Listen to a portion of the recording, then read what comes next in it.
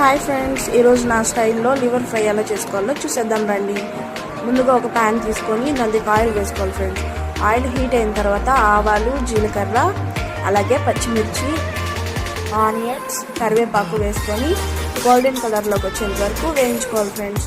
Golden colour వచ్చిన తర్వాత అల్లం వెల్లుల్లి పేస్ట్, అలాగే కొంచెం పసుపు వేసుకొని అల్లం వెల్లుల్లి పేస్ట్ మాడకుండా పచ్చి వాసన పోయేంత వరకు బాగా కలుపుకోవాలి ఫ్రెండ్స్.